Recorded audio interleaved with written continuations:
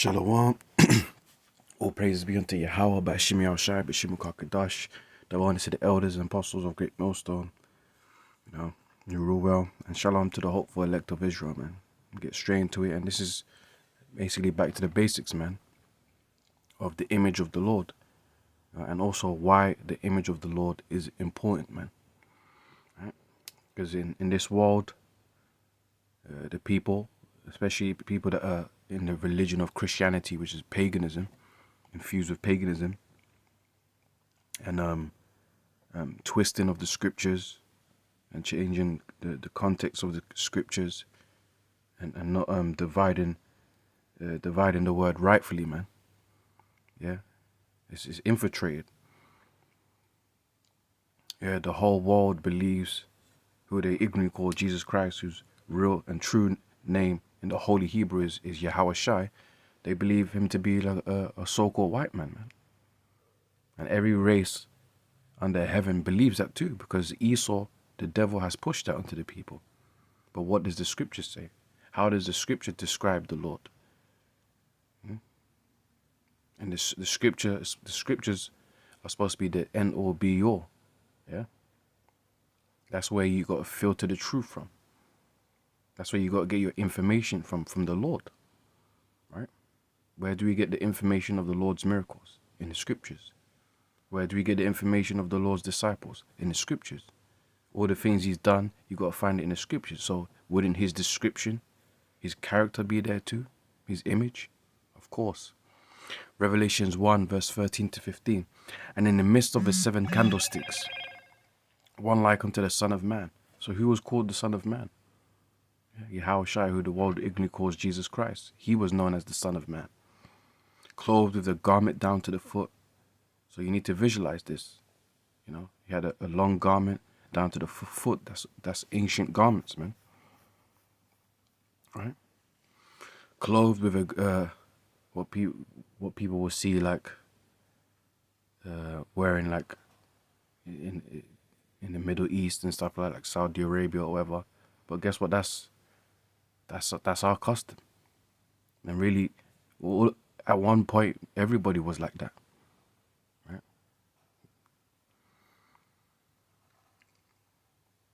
A garment down to the foot and girt about the paps with a golden girdle. So he had a golden belt, right? A sign of war. Yeah? Verse 14, his head and his hairs were white like wool, as white as snow. So now it's mentioning the texture and also the color of his hair. His hair was white and woolly. Yeah, wool comes from sheep's. Yeah, they're like curly and puffy, right? And what type of people have or resemble that hair texture, right? It's so-called Negroes, man. So-called black people, man. So it's giving you an indicator of what type of person or race the Lord was from, man. He was an Israelite. That's the real race, the true race, Israelite.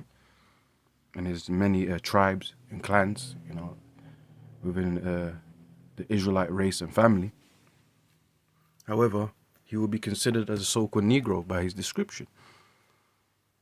Right? And he's from the tribe of Judah, which that's where the Negroes go back to. The so-called Negroes go back to. But anyways, it says, and his eyes were as a flame of fire, man, which goes back to the prophecy in Genesis 49. The Lord used to drink a lot of wine. Gets to your eyes, bloodshot. Verse 15, and his feet like unto fine brass. So John the Revelator is looking at the Lord's feet, man. And your feet obviously is flesh, and it has melanin on it. So he's looking at it. Yeah? And his feet like unto fine brass. Yeah. So it's been described as like a certain material, and that material has color. But we're gonna go deep into that word brass because it actually goes back to the word bronze. Right? As if they burned in a furnace. Now anything you put in a furnace or you burn, what happens to it? It becomes darker, man. When you light up something on a fire, it becomes purified, it becomes darker, it becomes shiny, whatever, but it becomes darker. and his voice as the sound of many waters. So he had a very loud, powerful, rushing voice, man. Not like an effeminate, soft voice that they like to show in these Hollywood movies or, low budget movies about depicting the Lord. So let's go into, let me go into, look at the words that's being used. Let's see what it says.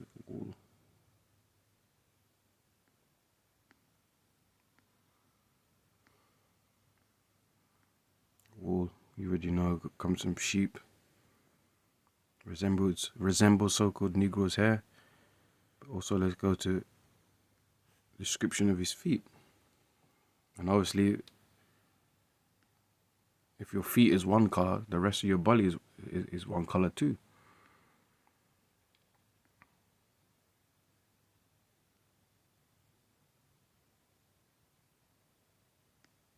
It's an outline of biblical usage, some metal like gold, if not more precious, and brass. As you can see, it says, let me pronounce the word, Kalakol Lebanon.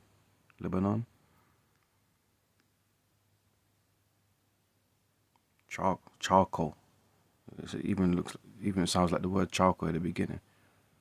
Charcoal Lebanon. But anyways,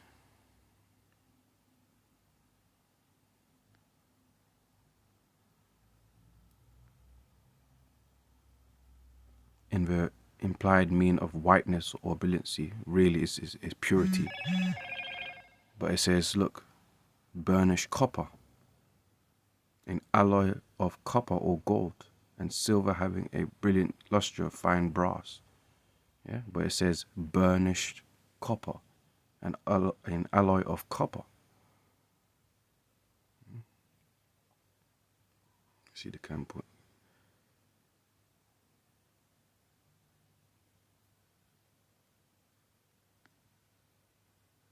Charcoals. Through the idea of hollowing out a vessel, this metal being chiefly used for that purpose. Brass, what is made of brass, money, coins of brass, also of silver and gold. You see there's copper there again, brass, money. And that's what is used to mint coins as well, man. Here in England, we got, 2 pence, 1 pence, and they're what? Copper, man.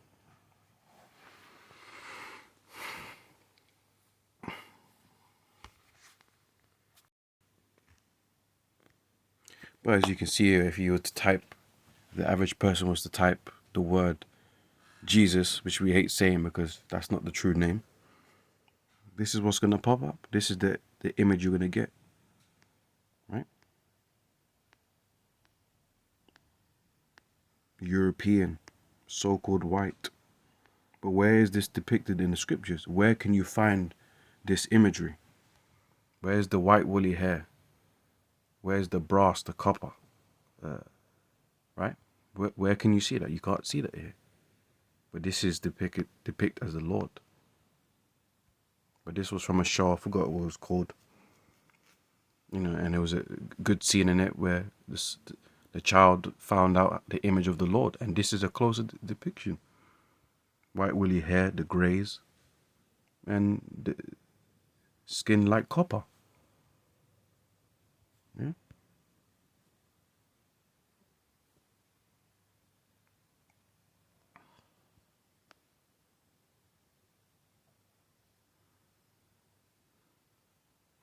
Yahushai was a man of color, man.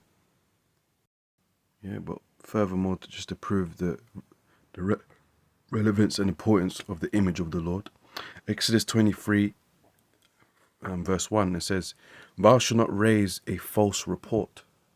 Put not thine hand with the wicked to be an unrighteous witness." So don't join other wicked people that are putting out false report, or in other words, false information.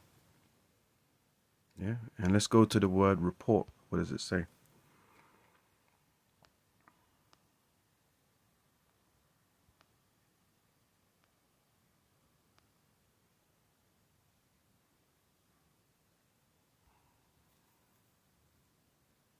Shema.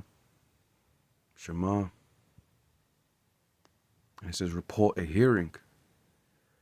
Yeah, Strong's definition, something heard, sound, rumor, announcement, abstractly, audience, brute, fame, hearing, hear or hearing, loud, report, speech, tidings. Right? To hear, basically. Right? So a false hearing. Yeah. So the word got out. So Esau pushed out the word. The word got out according to Esau, the devil, the liar, the deceiver, the colonizer, is that the Lord is a so-called a white person. But where did he get that information from? Where did he get that report from? See? And everyone hearing it just digests it and no challenges it. Hearing. Jeremiah 2 verse 4. Hear ye the word of the Lord, Yahweh Bashimashai, O house of Jacob, and all the families of the house of Israel. Right? So that's how the prophets will speak to the nation of Israel, man, to hear the Lord, to hear the words of these scriptures. Yeah? It's not about what I think or say or my opinion. No, what did the Lord say? Right? What does it say in the scriptures? Yeah, that's wherein lies the truth. Yeah. 2 Corinthians 11 verse 4. For if he that cometh preacheth another Yahushai, yeah, whom we have not preached, we're not familiar with, yeah, because we know according to scriptures what's the true Yahushai, what's the true word.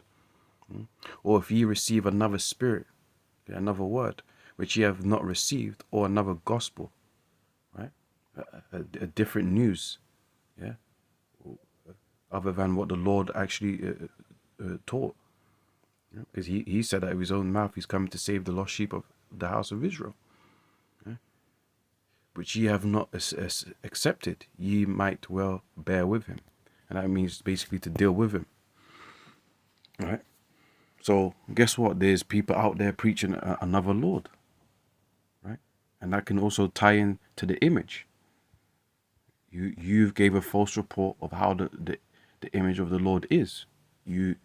For example, Esau said that he's a so-called white man. Draw him white, long stringy hair, yeah, and gave it to the people, which is a sin. Yeah, false report is a sin.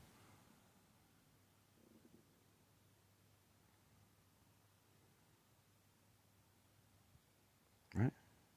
And the scriptures is known as the word. And what do you do? What do you do with the words? You hear the words, and the words give you faith. The scripture says faith comes by hearing of the word. So faith comes by the reports of the word. When the angel of the Lord speaks, or a man of the Lord speaks, or the Yahushai speaks, the Most High speaks to the nation of Israel or his prophet. Yeah? That's a report going out. That's a hearing going out. And you got to obey and follow instructions. Yeah? You got to accept what the word says. But the people that are given a different description, they're not accepting what the word says. Yeah? You're bringing out a lie. You're trying to derail the Israelites, so-called Negroes, Latinos, Native Americans, Hispanics from the truth, from the true image of the Lord. Yeah. And let me end it with this as well, of why the image of the Lord is important. Because a lot of people, one of the arguments is it doesn't matter how he looks like. It doesn't matter by the image. Well, let me say this. If the image didn't matter, number one, why did Esau, the devil, have to tamper with it? Why did he have to change the image?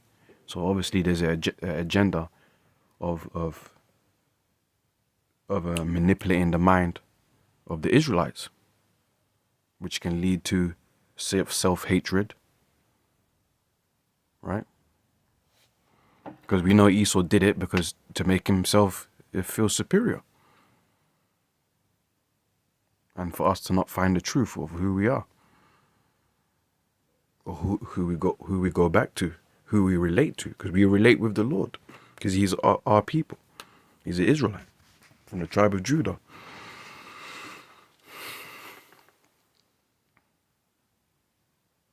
Yeah. And number 2 is just facts, is truth.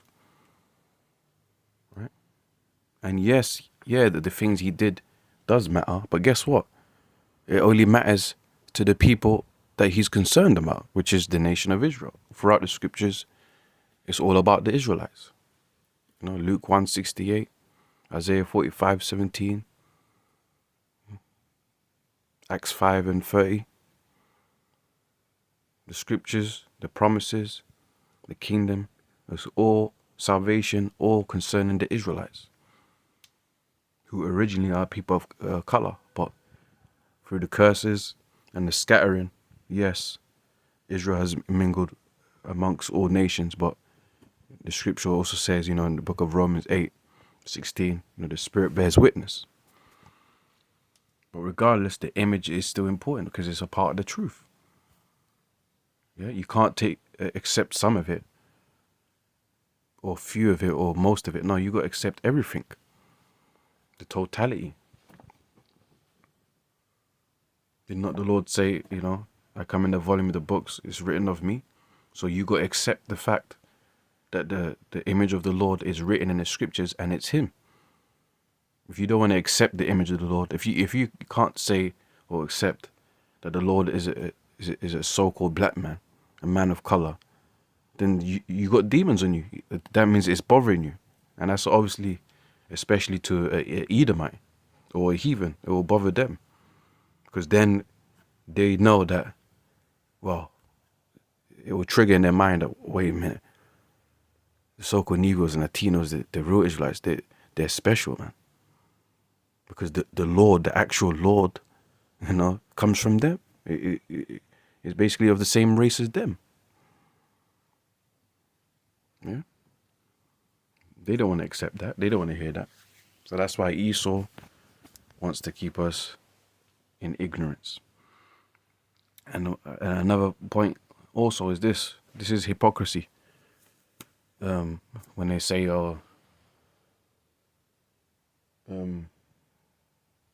color don't matter, or it doesn't matter how he looks like. First of all, the Lord made colors, man. Right? And the Lord made a variety. Yeah, we use colors every day. We use colors for traffic light. It's for symbolism and stuff like that. And also this. I said this a long time ago, but it's just a basic analogy. Let's say you got robbed, right? And you knew the description of the person, right? You seen the person's face. You saw what the person was wearing, right? And obviously, you probably called the cops or something. What's the first thing the cops is going to say? They're going to ask for your location, okay? And they're also going to ask for the description of the person that robbed you. Did you happen to see this person? How did he look like? How was he dressed? How tall do you think he was? What race do you think he was? Yeah, you know, what color was he basically? Are you going to say to the police officer, listen, I know I've been robbed. Yeah, I know I've been mugged. But listen, it doesn't matter how he looks like. I just want you to help me. Well, the officer is going to probably hang up or say, well, you're not giving us enough information for us to help you. How are we going to identify the person if you don't want to give us the description? You see? Also, would you like it if someone stole your identity? Identity theft. It's against the law, right? Imagine someone was using your account and posing as you, using your image. Right? Using your image to do dirty things, or let's say they stole your name, or, you know, something to do with identity theft or identity fraud or whatever.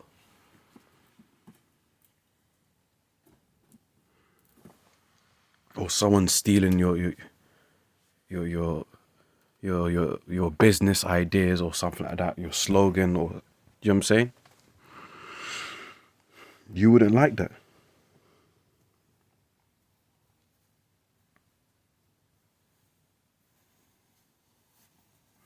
You wouldn't like that, man.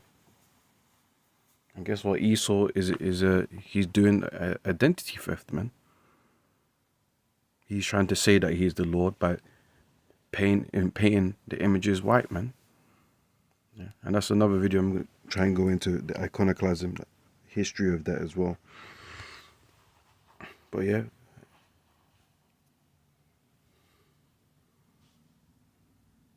being an imposter or identity theft, that's wrong. It's a no-brainer, man. But yeah, anyways, with that, shalom.